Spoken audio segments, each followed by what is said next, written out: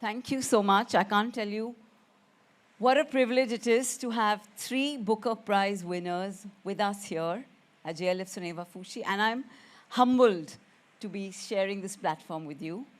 I'm going to start straight away with you, Howard, first. About the process of writing, right? And especially the Finkler question. Do you have a sort of a roadmap when you set out with kind of, what would I say, ports of call, and then you navigate to reach it? Or is it just surrender and the book finds its own flow? It's total surrender. Okay, yeah. How many microphones have I handled in my life? And suddenly I have to be behaving like this schmuck that's never seen a microphone before. That's because I was saying it's total surrender. No, I don't plan anything. When I sometimes listen to the writers of thrillers and mysteries and sometimes even children's fiction, and they talk about how they put plans on the wall and things. Right. I think that's why I don't want to read these novels. I've heard both these writers speak, and we are all the same in this. We don't really know where we're going, and we don't want to know where we're going. I think it's like you lower yourself down into a deep, dark mine shaft, and you hope that in the end you will come out into the light. And you stay down there as long as it's necessary until the light beckons you up. I actually believe you mustn't know where you're going. And the reason you mustn't know where you're going is the person that wants to take you where you're going is the willful, determined person with opinions, and that's the person you want to die when you write. The point of writing a novel is to die. That you must die. And what you want your readers to do is you want your readers to die too. Often when I see people reading my novels, they look as though they've died. And I think that's probably a good thing. So no, I don't want to know where I'm going at all. Okay, but then how do you find the voice? Or when did you find the voice of this novel? The voice of this novel came very late. The bit that I read you when I read it to you, which is, insofar as there's a hero, it's a hero. He didn't even appear until 3/4 of the way through the book. I didn't know he existed. I didn't know there was going to be such a character. And then I thought, I need somebody like this character. It was full of this is a novel which is full of Jewish people arguing about being Jewish in London not only about being Jewish, but a lot about being Jewish. And I suddenly thought, there's something missing from this novel. Somebody who isn't Jewish. Okay. Somebody who isn't Jewish, but who isn't anti-Jewish, who actually, because I've encountered many people in my life, non-Jews, who think being Jewish is fantastic, right, who would like to be Jewish even. And I thought, I need him. I need someone who isn't a Jew, but thinks it might be nice to be a Jew to actually tell the story. But I didn't know that until halfway through the book. Okay. So Howard, can I ask you first to just read the passage that you have chosen, so that, yeah, we have a sense of your style of writing, and if the voice that you've spoken about, I don't know what you've chosen. But yeah. I've chosen the beginning, okay, because it's the only part I can remember. So this is he's called Treslov, and he's not Jewish, but you wouldn't know anything Jewish is going on anywhere in the beginning. He should have seen it coming. His life had been one mishap after another, so he should have been prepared for this one. He was a man who saw things coming, not shadowy premonitions before and after sleep, but real and present dangers in the day-lit walls. Lampposts and trees reared up at him, splintering his shins. Speeding cars lost control and rode onto the footpath, leaving him lying in a pile of torn tissue and mangled bones. Sharp objects dropped from scaffolding and pierced his skull. Women, worst of all. When a woman of the sort Julian Treslov found beautiful crossed his path, it wasn't his body that took the force, but his mind. She shattered his calm. True, he had no calm, but she shattered whatever calm there was to look forward to in the future. She was the future. People who see what's coming have faulty chronology, that's all. Treslov's simple matter is that Treslov's clocks were all wrong. He no sooner saw the woman than he saw the aftermath of her, his marriage proposal and her acceptance, the home they would set up together, the drawn, rich silk curtains leaking purple light, the bed sheets billowing like clouds, the wisp of aromatic smoke winding from the chimney. Only for every rack of it, its lattice of crimson roof tiles, its gables and dormer windows, his happiness, his future to come crashing down on him in the moment of her walking past. She didn't leave him for another man or tell him she was sick of him and of their life together. She passed away in a perfected dream of tragic love, consumptive, wet-eyelashed, and as often as not singing her goodbye to him in phrases borrowed from popular Italian opera. There was no child. There was never a child. Children spoil the story. Between the rearing lampposts and the falling masonry, he would sometimes catch himself rehearsing his last words to her, also, as often as not, borrowed from popular Italian opera, as though time had concertinaed, his heart had smashed, and she was dying even before he had met her. There was something exquisite to Treslov in the presentiment of a woman he loved expiring in his arms. On occasions, he died in hers, but her dying in his was better. It was how he knew he was in love. No presentiment of her expiry, no proposal. That was the poetry of his life. In reality, it had all been women accusing him of stifling their creativity and walking out on him. In reality, there had even been children, but beyond the reality, something beckoned. On a school holiday in Barcelona, he paid a gypsy fortune teller to read his hand. "I see a woman," she told him. Treslov was excited. "Is she beautiful?" "To me," the gypsy told him, "yeah, but to you, maybe I also see danger." Treslov was more excited still. "How will I know when I have met her?" "You will know." "Does she have a name?" "As a rule, names are extra," the gypsy said, bending back his thumb, "but I will make an exception for you because you are young. I see a Juno." "Do you know a Juno?" She pronounced it Juno, but only when she remembered to. Treslov closed one eye. Juno, did he know a Juno? Did anyone know a Juno? No, sorry, no, he didn't. But he knew a June. No, bigger than June. She seemed annoyed with him for not being able to do bigger than June. Judy, Julie, Judith. Do you know a Judith? Judith. Treslov shook his head, but he liked the sound of it. Julian and Judith. Julian and Judith, Treslov. Well, she's waiting for you, Julie or Judith or Juno.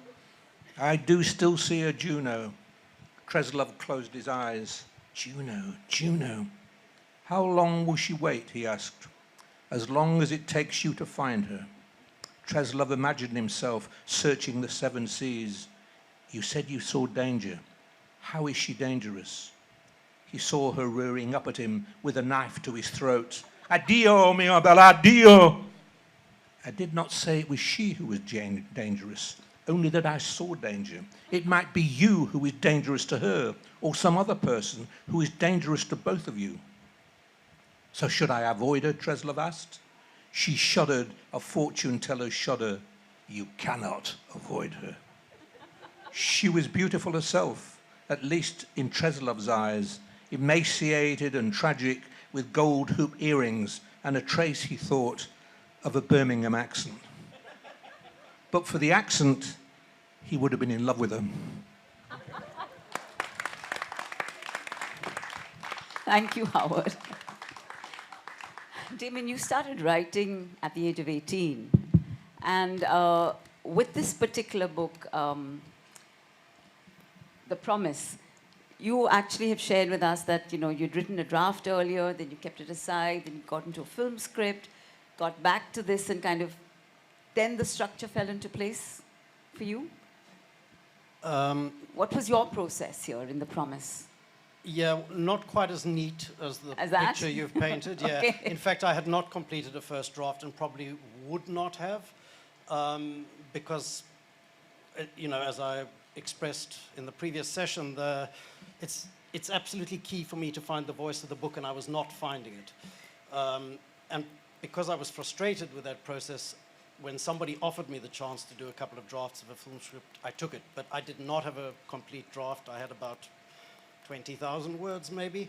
But writing that film script gave me the key to the voice of the book. It was one of those serendipitous encounters, where life just sort of hands you a little gift. So when I did return to my book, which I did in a state of rage, incidentally, because I'd left the film job due to...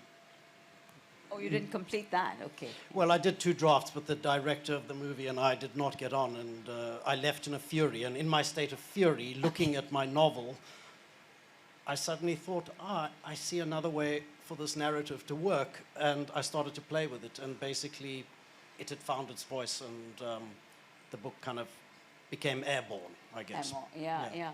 And did your background in theatre help you to structure it, as different acts, maybe the four different... Yeah, I never consciously thought about it that way, but looking back, it's pretty clear to me the structure of the book. It's divided into 4 sections, and each section centers on a family funeral, and there are long gaps of time in between each section. Right. And that, most plays are 3 acts, I guess, but 4-act drama works just as well. Right. And so intrinsically, I think there is something theatrical about it. There is a feeling of a curtain sort of rising, and then, when it drops, there's a gap of 9 years, the curtain comes up, and the reader, audience... has to fill in the blanks. I guess they pick up in the picture what's changed since the last time they saw it. And I like that too, because it means the readers have to do some of the work. Great.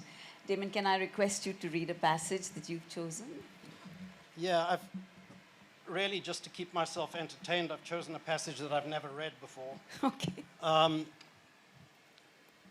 Which comes after a family barbecue has gone badly off the rails, and the dominee, which in South African parlance means pastor or minister, Dominee Simmers, who's been attending this family gathering, cannot find his way home because his driver has left. Nearby, Alvain Simmers has at last been rescued by Tannie Marina, offering her fleshy forearm and another plate of homemade potato salad. No, thank you. Where is my driver? He seems to have disappeared. The dominee just wants to go home now, flatulent and disappointed, to the little house he shares with his sister. He wants it so ardently that he even stamps 1 foot on the grass. It's soon established that Siebrits has departed. Lexington can take you, Marina says, clapping her hands so that her bracelets clash noisily. Lexington, Lexington! Lexington comes hurrying from the back of the house, putting on his cap. Yeah, Mrs. Marina? Take the minister back to his house. The dominee leaves in triumph, and soon they are bowling down the highway towards the glimmering yellow lights of Pretoria, which only the driver can see. Tell me, the minister asks him, how long have you been working for those people? 12 years, sir. What do you think about them, that family? Lexington hesitates, smiling broadly out of nervousness to no effect. They're good to me, sir. They're good to you, yes, but what do you think about them? No, I'm not thinking about them, sir. I'm only doing, not thinking. The statement is untrue, but Lexington cannot answer truthfully. He senses that the minister wants something, but to give him what he wants might endanger his position. It is not always possible to please 2 white people simultaneously. Well, I think things about them, the dominee answers. I won't say what, but I think things. About that son, especially, whatever his name is, Adam. Yes, sir, Lexington says, keen to be agreeable. Something is wrong with him. You mark my words, he's a wild donkey of a man. His hand is against everyone, and everyone's hand against him. Dominie Simmers is vexed this evening. He has a crimp in his soul, which always brings out the biblical in him. The Lord's creation is amplified when you use heightened language to describe it. This country, he exclaims. He's not sure why the country is to blame, but he repeats it anyway. This country. Yes, sir, Lexington answers. And for a moment, the two of them are in genuine accord.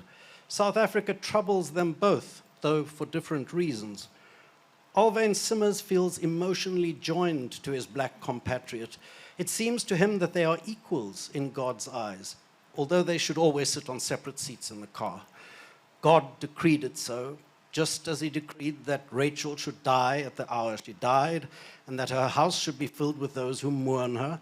It is his wish, too, that in other rooms, the sons and daughters of Ham should be toiling on behalf of their masters and mistresses, hewing wood, drawing water, and generally making life livable for those who bear the heavy yoke of leadership, a burden that some might prefer to decline. Let this cup pass from me, but if the cup is yours, you must drink from it. No arguing with God, no matter how bitter the dregs.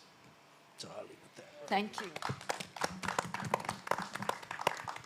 Geetanjali, your process. Yesterday, you actually said something that you said, I'm not a conscious being, I work in serendipity, right? So with Ret Samadhi, when you were working on that, the Tomb of Sand, you also said something very interesting that I knew that I had come full term. It was like a pregnancy I was carrying full term, but I didn't know when to let go or when it was going to be ready. So what would you like to share with us about this process? Well, I don't really know, but it's wonderful to hear these two authors. It strangely makes me feel we're all speaking the same language. So it really gives me a lot of confidence and makes me feel, yes, wherever I am, it's okay, it's good. So, yeah. Yes, I said that I'm never really conscious, but, you know, it's the very alert consciousness, which Howard just said that we want to kill when we are writing. And it's actually other layers of consciousness that you hope will come into play as you're writing. So it's actually to let that happen. And my process, by and large, has been, I'm quoting A.K. Ramanujan, the great poet, who said, the quote is not a quote, but this is what he meant. He said that I don't go in pursuit of a poem. I place myself in the moment and the space where the poem will find me. So I think that is what my creative process wants to be. I just want to find myself in that place and time where I can get rid of, I can kill who all of us like to kill, and other layers take over and take me along. So that is how. So in this book also, I mean, I haven't sat down with an agenda. I did not have a formula. Also, in the course of my several years of writing, I think I've, discovered more and more that there's nothing like a theme, a huge theme, which you have to go with. Right. That, everything finds strange connections. And there's nothing like a small theme and a big theme, or an ordinary something and an extraordinary something. They all get strangely interconnected, and they surprise you. So I think what triggers me usually is something very small, something from daily life, and I just go with it. And again, I quote a great Indian artist, the sarod player, who said somewhere, he said that when I start, I play the sarod, and after some time, the sarod plays me. Wow. So I think it's, again, discovering that process that, something has triggered you, and you start moving, and at some point, you talked of finding your voice and, the tone, the gait. At some point, you discover that you are being taken along. And, things start happening. And that is how this book just kept growing from the back of the woman, from the back of an elderly woman. And the back which made one, the stereotype of that image was that here's a woman who's led her life, just lost her husband, and she's now ready to die. And that's all, there's nothing left in life. And that back and that image stayed with me and triggered all kinds of things. And the next thing we knew, the woman was not ready to die, but rather to reinvent her life and start crossing borders of all kinds. She started sort of doing this hop, skip, jump, and there I was in tow, hopping and skipping and jumping with her. Lovely. So in a way, you're a recipient yourself then. You're receiving. Yeah, absolutely. What- I think so. I mean, at best you can say it's an interaction with the medium, and something happens and you go along happily with it. Lovely. And I don't think I even know that I found the voice. Okay. I don't think I know that. I mean, Howard spoke of being drowned somewhere in some mire, and you hope that when you come out, you'll have with you something, a stone or a diamond, you don't know. So I think I'm just ready to take that plunge and come out and discover what's happened. Thank you. Would you like to share a passage? Okay.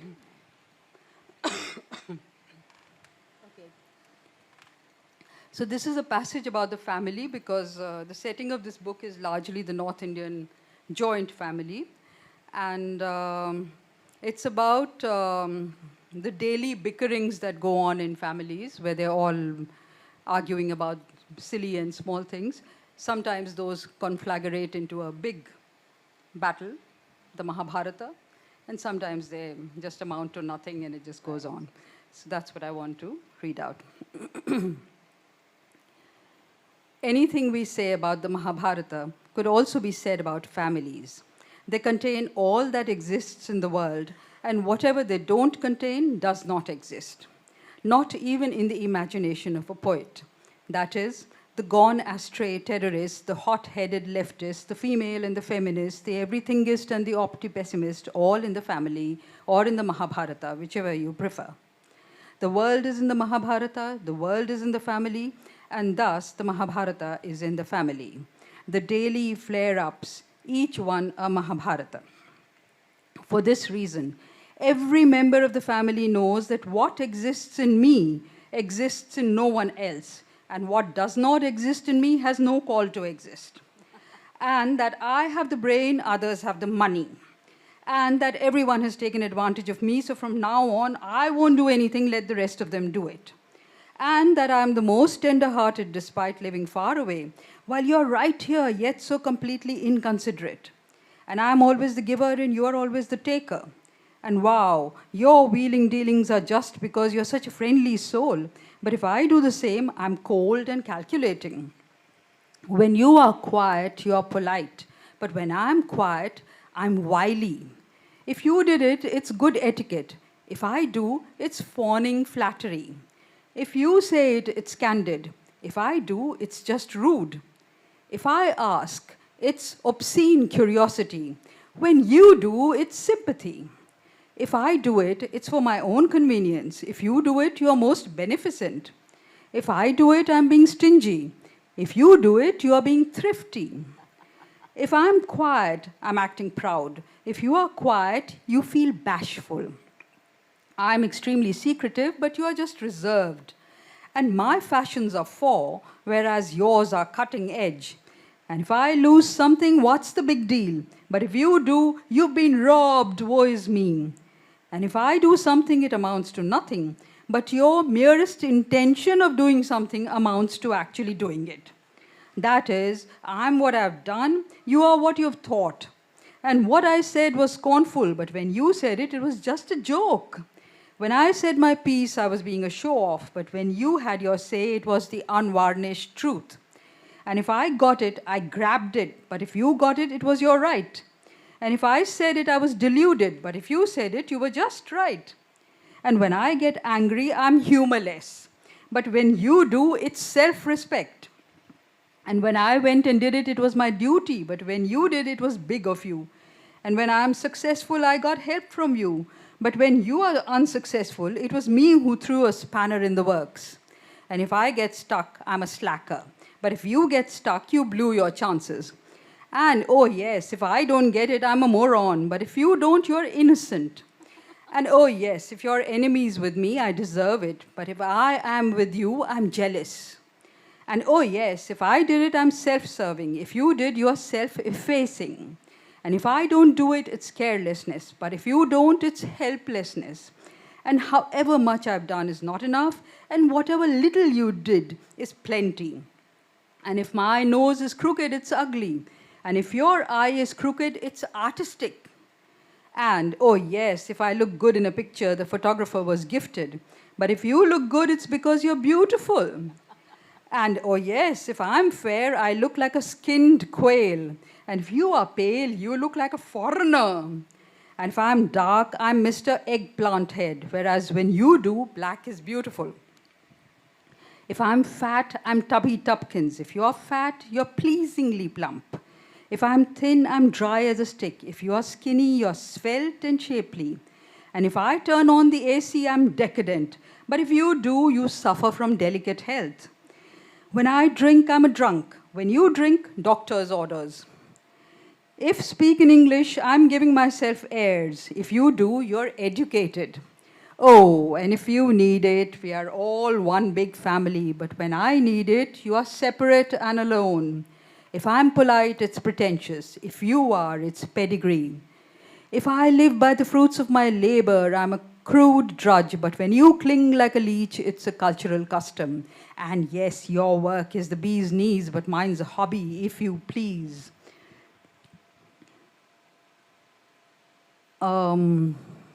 Yes and no.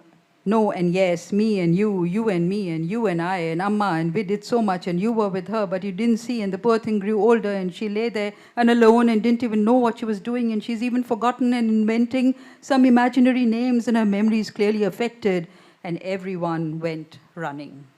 Thank you. Wow, thank you. Thank you. That was great fun listening to all three of you.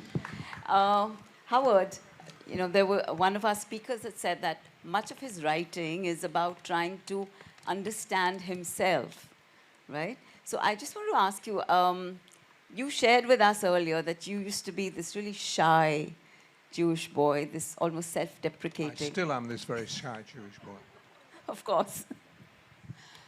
So how much, I mean, in terms of an author, a writer reflecting social reality, the ecosystem, right? The entire, I mean, we've got a certain image about, you know, the Jews, bringing the entire thing about getting us to understand from within the ecosystem of what it is to be like a Jew and what it means, right? I just wanted to understand, what did you set out with initially? Were you trying to, in terms of why did you choose to set it within this context? I wrote this novel. Is this on? Yes. I wrote this novel at a particular time. When was it? It won the prize in 2010, so I was writing it in 2007 and 8.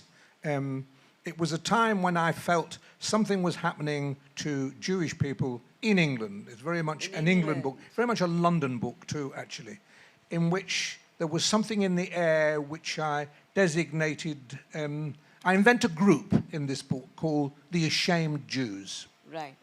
This was something that the English Jewish people who liked the novel particularly liked because they recognized. There is a group of ashamed Jews who meet in various places like the well-known Groucho Club in London, and they're rude about being Jewish. They're rude about their own Jewishness, they're rude about other Jews, they're very rude about Israel, and there was a mood in the country, I thought, very particular mood in the country, in which all Jews seem to be hating themselves.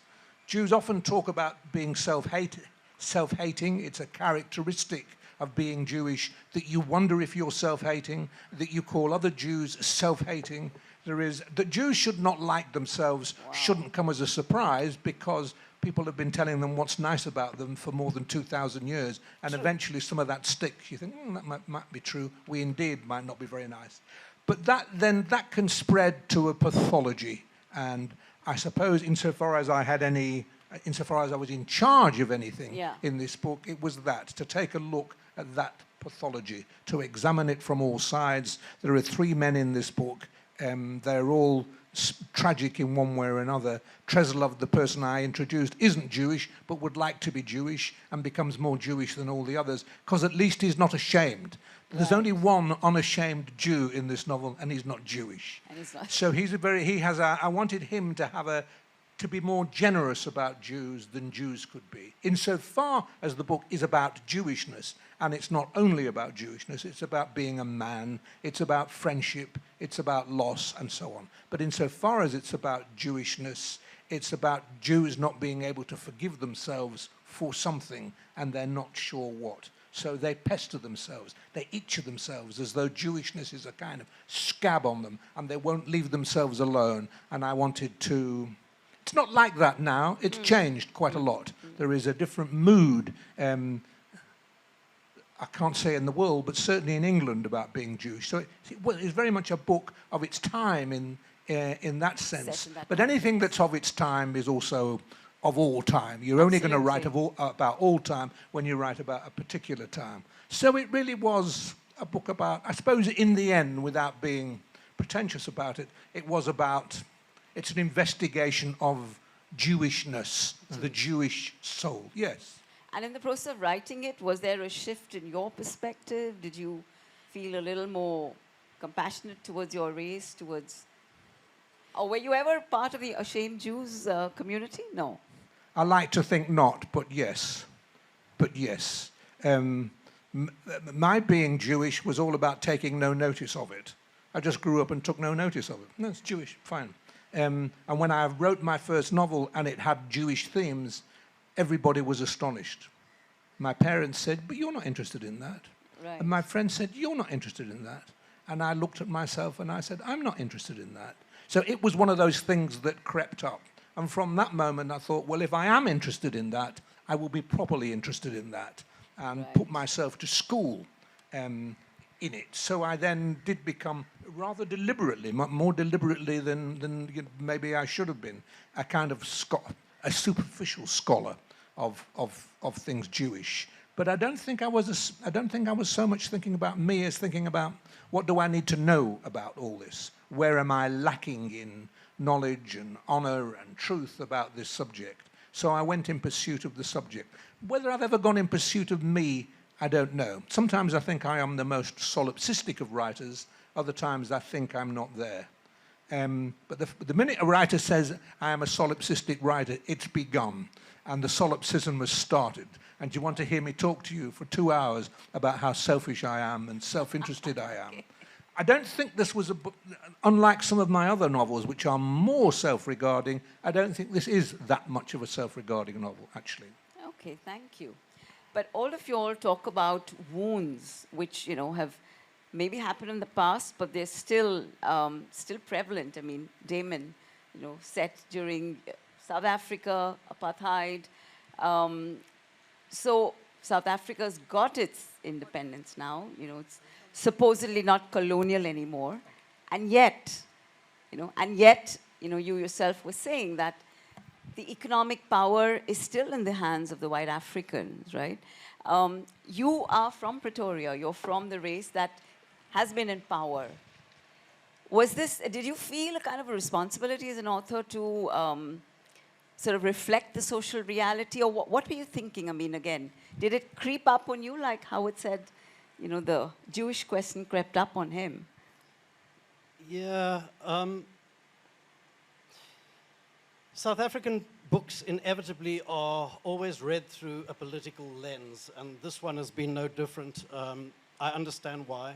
But actually, the real subject of this book for me was much more personal. And actually had nothing to do, I can't say it had nothing to do with politics, but politics was only one element of it, and that is time passing.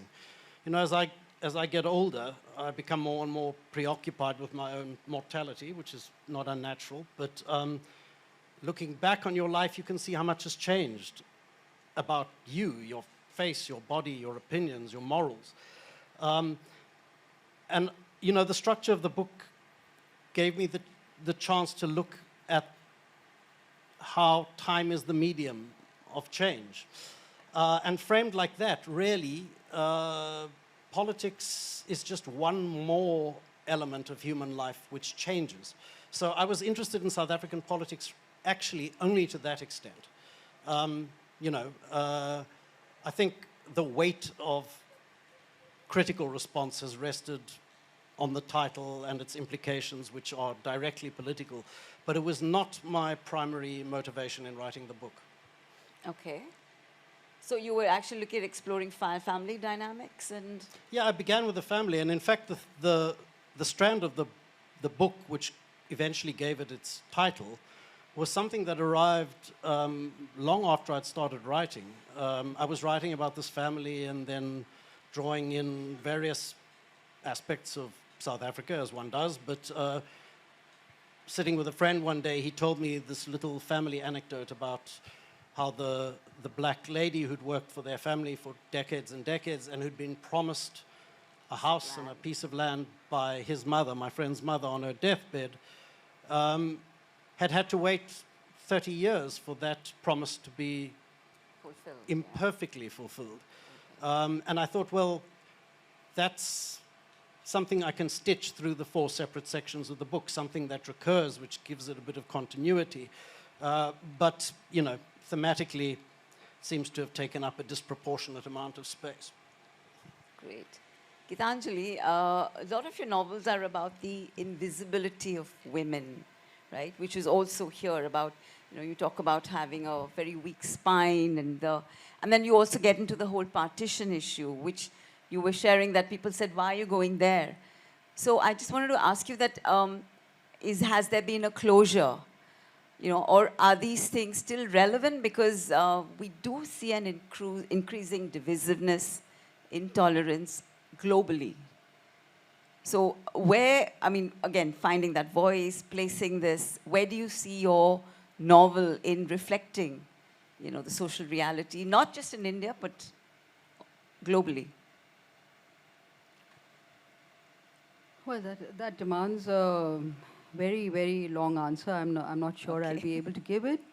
But, I think any work is reflecting social reality and contemporary reality in some way or the other. And it's not necessarily very possible for the writer to make a list of, absolutely, to sort of speak of that very clearly. But, talking of the invisibility of women and talking about the partition border, you mentioned these 2 things. They come in very organically and very naturally in my work. I think it partly, you never get rid of the self. You distance yourself from the self, but you never get rid of the self, ever. And being a woman naturally, gives me a certain sensitivity to women. And their stories are, a lot of them sort of half-told, unclearly told, or not told. And it becomes very, very spontaneous and natural to pick up those stories. So it's not about me, but about belonging to a whole community, which is, to some extent, marginalized, within quotes, not in the mainstream, and those stories come in. About the partition, I do not think there has been any closure. It's, I spoke of it the other day as well. I think it's, except for for some political opinion, which claims that the partition is done and over with, and why are we going on and on about it, and ripping open a wound.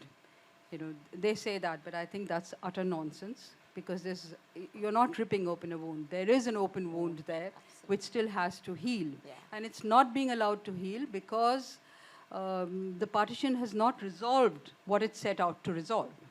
It set out to resolve the living together of 2 communities across, hopefully, a friendly border. But that has not happened.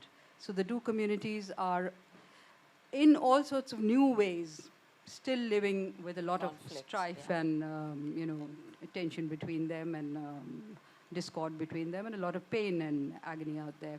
So it's very much a living issue. And like I said, anybody from North India, even if they don't have a direct personal experience with the partition of India and Pakistan, are not removed from it. It's very much their story and continues to be. So I just think it's very spontaneous and organic in the way it creeps into my work. Women, partition, and such themes. Great, thank you. I would love to ask you all about the role of humor in your writing, but Judith, I think it's time to open it up for questions, right? Okay, so questions. Does anyone want to ask any of our wonderful authors your questions? The mics that are going around.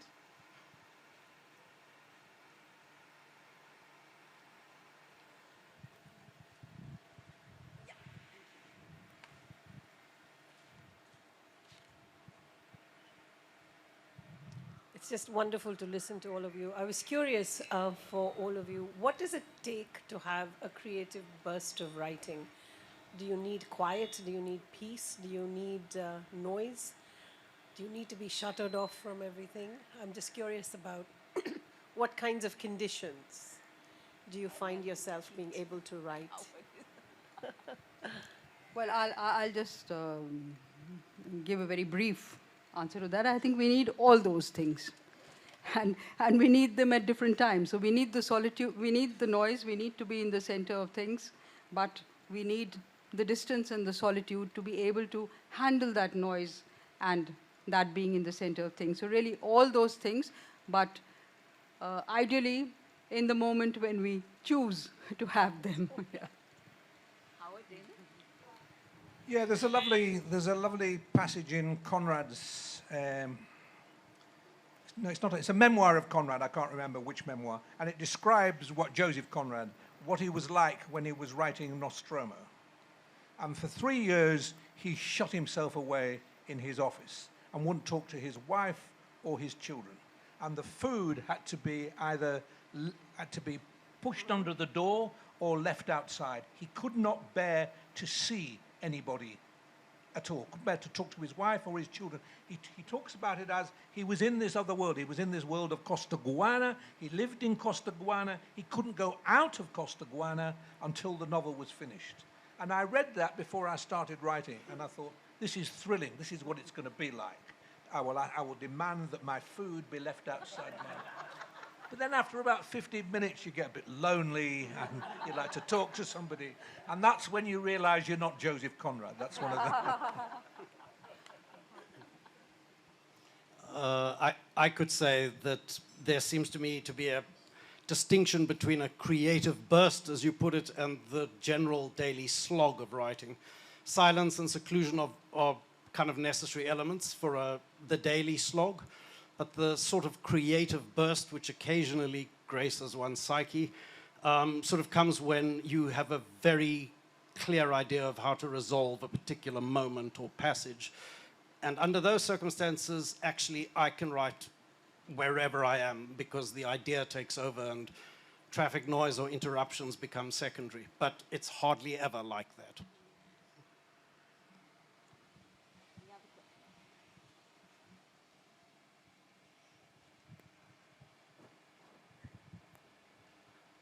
Howard, in your keynote speech, you spoke about books that make you faint. I wonder if each of you could speak to a book that has made you faint in the past or influenced your writing style. What's made you faint? I think you will. I can sort of foresee that. So at the moment, I don't remember. I'm talking of the future. There are a few books that have sort of taken off the top of my head at a particular moment in my reading life. To take one example, Blood Meridian, Cormac McCarthy. I picked that up in an arbitrary way in London, and I want to say I did it before he was famous. Almost nobody had heard of Cormac McCarthy, and that book absolutely stretched my mind into all kinds of places that it had never been before. So much so that I was terrified to read it again in case it let me down. But I did reread it under lockdown, and it didn't fail, even a second time round. I'm less interested in him now that he's so terribly famous, but that was a great discovery. They do spoil it when they get famous, don't they? Yeah. those books that you're finding and there's just you in the book, that's a wonderful relationship. And then you meet somebody and they like it and you think, I just wondered if it was, I mean, Willie was clapping what you said there. Did you feel how you've gone and blown it now? This was an intimacy that you enjoyed with. I was talking, I can't remember, I was talking to you actually about it the other day, about I don't read that much contemporary stuff as it turns out, for reasons we've been into before. But one book I did read, and I mentioned it to you the other day, that had that profound effect on me, and was, I don't know if anybody knows this one, Carew. What's the author's name? Why do I keep forgetting? Steve Tessish. Steve Tessish left Yugoslavia when he was 14, went to America, enrolled in some film school, made an award-winning film about motorcycles, wrote one novel which came out at the same time as my first novel came out. And I remember that meeting him. I was in a line of other writers, 1983. And now, this isn't why I'm moved by Carew, by the way. Carew didn't exist at that moment. But I just remember this. I was in a line of writers. My first book had been bought by Chatto and Windus by two men who loved the book. And then a well-known feminist publisher called Carmen Khalil took over Chatto and Windus and was horrified to discover that what she'd bought into was a list that contained me. She hated me. She hated every word I wrote. She re-edited my first novel and put a pencil mark, a blue pen mark through every reference to the part of a woman's body. I don't mean an intimate part. I mean, he loved her elbow. She'd cross elbow out. And I talked to the men and said, what am I going to do about all that? And they said, you're going to ignore it like everybody else that's been published by her. But she organized the party of a number of writers that she was bringing out together. I was one. Steve Tessish was another. She fawned around Steve Tessish. She was smitten by him, I thought. And then she came to me and she said, Howard, I don't know how we're ever going to sell this novel. If you run down naked through Bond Street, we will never be able to sell this novel. And my first conversation with my publisher. And I never did run down naked. And I never sold that many copies I think I would have sold even fewer had I run down. But Steve Tessish went back to America, started to drink for one reason or another. He was a writer, and wrote this fantastic novel called Carew about somebody whose job it is to fix. Have you read it? Nobody's read it. His job is hired by a film company to downgrade scripts for Hollywood. Scripts come that are too elegant, too articulate, too clever, and his job is to make them crap. And that's what he does with great skill and great bitterness. Meanwhile, he's drinking and drinking, but he believes he's given up drinking. And the novel begins with how wonderful it is not to drink anymore until you realize that every sentence is being written by a drunk. It is the most hellish book I have ever read. It's like a journey. Talk about myself, lowering myself as a novelist into a black pit. He lowers himself into the pit of hell. And as you're reading it, I really thought I might have a heart attack. And I remember it was Jenny who gave it to me, and she had felt the same. And I said, I don't know how a person could write this book and not have a heart attack. And the tragic thing was, no sooner did he finish than he had a heart attack. Writing the book killed him, and he died. And one of the reasons we don't all know it is he was not of the publisher, he was not available then. It's a very bad idea to have a heart attack just after you've published a novel. Do a bit of publicity and then have it. So there is this kind of not very well-known, black-hearted masterpiece. I didn't hear what you said. What did? So if you want that experience, if you want to feel if you want to faint while you're writing a novel, or if you want to have a heart attack while you're reading a novel, short of reading mine, Carew. Sorry, I was joking. I never took the question too seriously when he asked me. But too late now to give my answer. No, it's not. No, fine. I've got wonderful. Most? No, most influential, I mean, I couldn't name one. But, no. I'm so self-conscious now, I'll give a very, very boring, earnest answer. So, but you know, I mean, I think no, the Chinese, what's his name, Soul Mountain. It's one book which I have absolutely loved in recent times, and it's inspired me every which way. But like I said, after those wonderful answers, I can only sound earnest and boring. So please allow me to stop. Never mind, never mind. One more question. Hi. This is particularly directed towards Geetanjali, but also towards the others, which was about what you discussed. Oh, sorry, hi. Oh, you.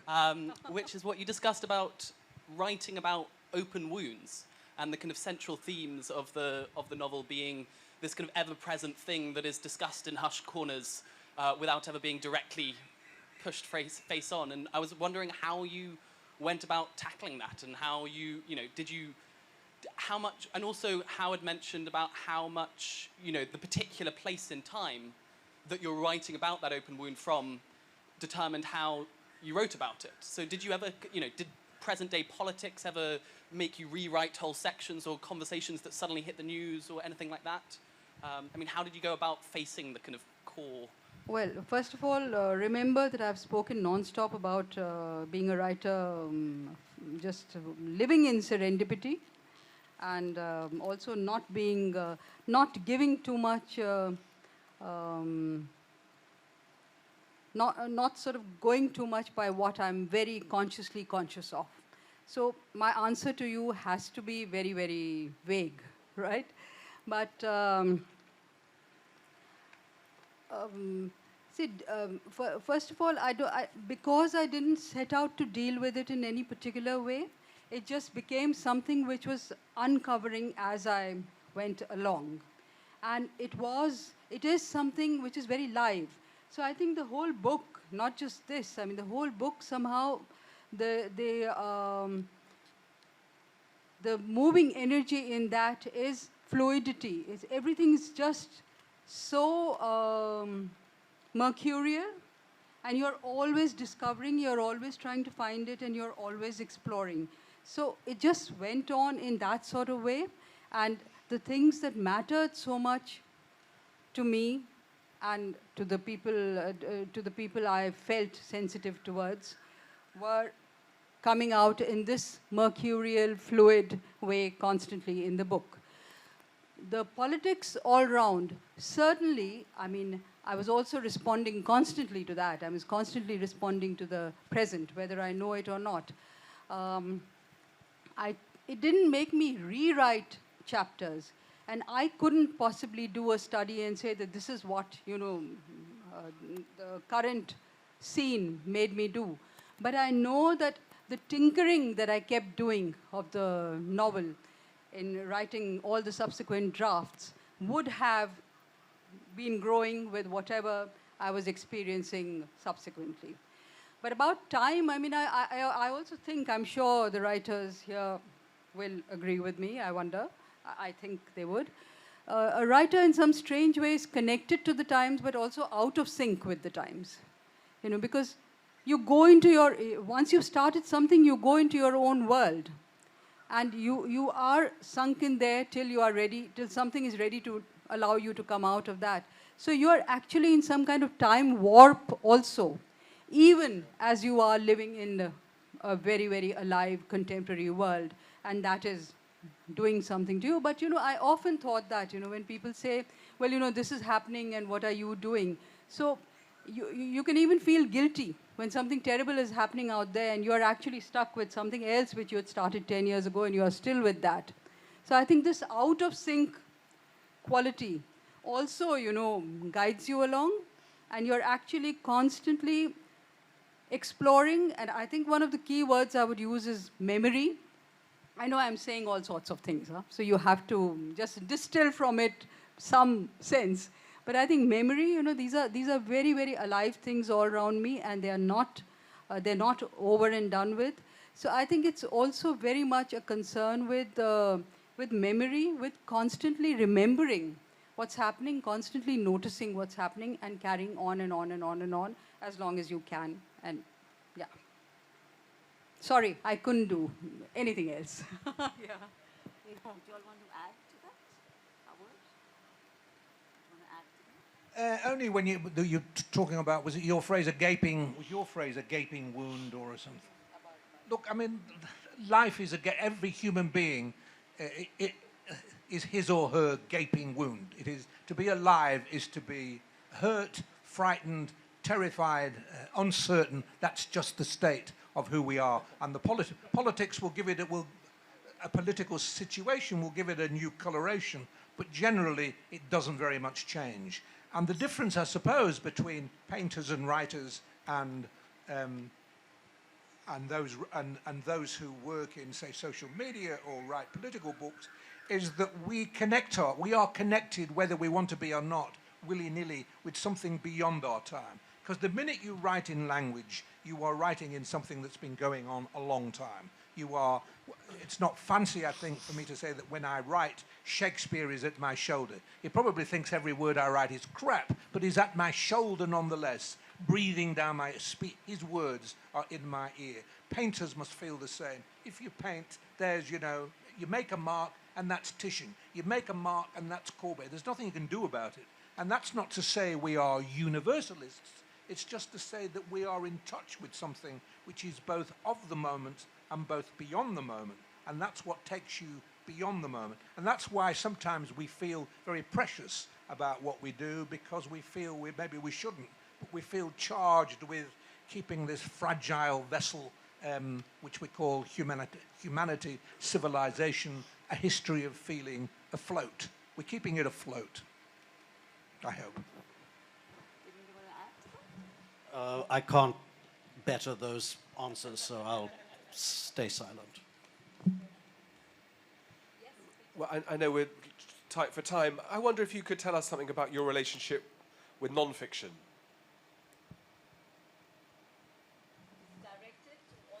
Well, however long we got before we need to enjoy the sunshine.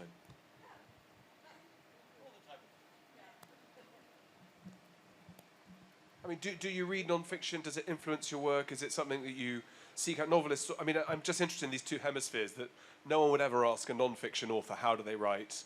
What are them? Where are the? I mean, this is Priya's question about purple patches, but about the process. Well, speak for yourself.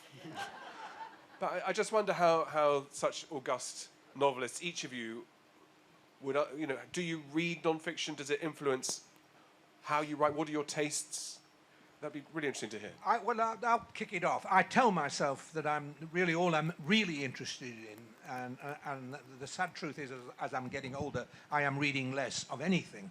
What that means, I don't know, but it's the truth. I tell myself that I am only interested in books in which the imagination is at play, where something is being... I don't like... See, everything is a contradiction. I'm about to say I don't like being told things, but I actually do like being told things by an imaginative writer. So when George Eliot talks to me, even when she's being her most sermonizing, I completely love it, because I feel it's coming from somewhere, from some imaginative world that's woven around her characters, so that fiction is at the heart of that which isn't fiction. And I can't get that from any non-fiction writer. On the other hand, recently I read a fine book about George Eliot by a professor at Liverpool University called Philip Davis, and I delighted in that. I think probably the most non-fiction I read is literary non-fiction, biographies of writers or books about writers or something like that. I'm not wildly interested in what would appear in the top 10 in any week of non-fiction books. I'm not interested in... No, I'm not going to say what I'm interested in, because that makes me sound even more limited than I am, if that's possible. When I write non-fiction, I try to write it in the same spirit as I write fiction. And even when I wrote a little column for years for the Independent newspaper in England. And every week I didn't want to write an opinion piece. I argue all along that a genuine writer doesn't have an opinion. I'm very much a Lorentzian in this. We don't have opinions. We don't have points of view. If we have a point of view, we're not worth listening to. Milan Kundera is wonderful on this particular subject. Writers should... Milan Kundera and D.H. Lawrence, who are very unalike, sound very alike when it comes to writers must not tell you what they think. They're wonderful about why writers should tell you not what they think, but they're two writers who tell you more what they think than any other writers you can imagine. But maybe that's because they know their own failings. So when I write non-fiction, I don't want it to be, this is what I know, this is what I've told thing, but this is what I am still making up. This is what I am still imagining, but in a slightly different context. Pretty on it. You do better. I insist I want to make a wisecrack. And he got better and better, so he destroyed it somewhat. But I just want all of you to know I'm a ventriloquist, and that was me speaking. Yeah, it's a very complicated question, and I'm not sure I can give a satisfying response to it. I read quite a lot of non-fiction, but I read it with a different need to when I read fiction, I guess.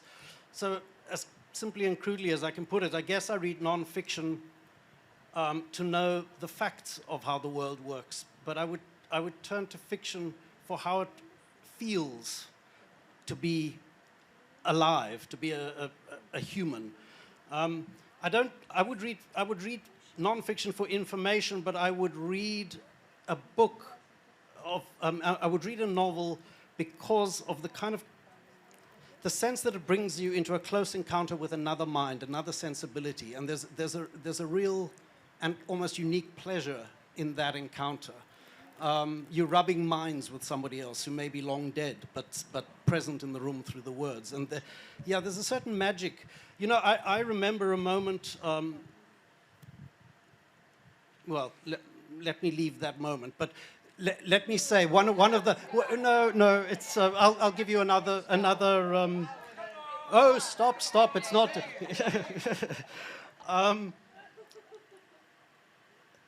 If we all sit here and watch a film together, we're all going to see the same image. And to an extent, for me, that's how nonfiction works. It's what's being presented to you is accessible to everybody in more or less the same way.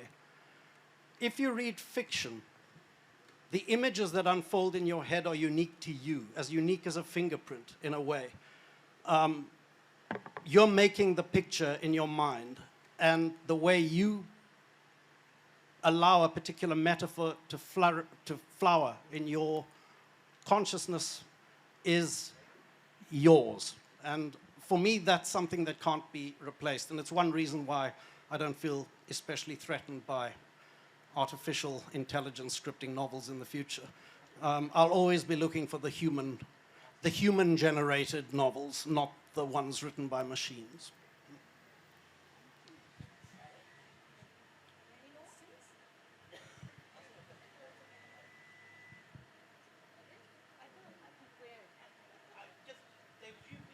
On that, because there's been a lot of chat in our household. Could you enlarge on that AI question? Because there's been a lot of chat in our household lately about how defunct we are or not as artists and writers with AI coming in. You feel totally unfussed by it. Well, yeah, maybe I'm deluded, and in fact, I ought to be quite alarmed. I guess, you know, the element of the human mind that I don't believe a computer will ever be able to reproduce is the fact that most of our beings are unconsciously driven. A computer has no unconscious. So, you know, it's very, very human to have absolutely contradictory emotions about something or somebody. How do you explain to a computer that you can hate and love somebody at the same time, for example? That's a very, very difficult thing to represent, or reproduce rather, in a computer program, I would have thought. So you know, the things actually that make us most fallible as creatures are the things that really make fiction unique and beautiful to me as a reader. And I would add this. There are reasons to be frightened by A1. See, A1? I don't even know. AI. You see, I don't even know how to say it. A1's a motorway, I think. Well, I'm more frightened of the motorway than a... And I'm frightened by what it might be able to do about all sorts of things. I'm not frightened about whether it will be able to replace literature or art. As far as art is concerned, what frightens me is that there are people in the world who think that what that thing is doing is intelligence. When I was at Cambridge in the 60s and the world was another sunnier, happier, more idealistic place, we had a very, we pupils of Dr. Levy's, we had a very special way of saying intelligent. Yes, but is he intelligent? And what was encapsulated by intelligence was all the things that you've spoken of, all those things. Does he know how to read a poem? Is he sympathetic, and yet is he also critically minded? It was a combination of things which was so subtle that no computer could possibly... And it was morality too. There was a morality idea in the intelligence as we used it. It was that intelligence had to be put to the service of something important. Now, no one can say that A1 or AI? AI is being put to the surface, to the service of anything important. I fear for the human intelligence when I hear people thinking that thing is has got anything to do with intelligence. That's not intelligence. Intelligence is what you've heard on this platform today. Yeah, Dan.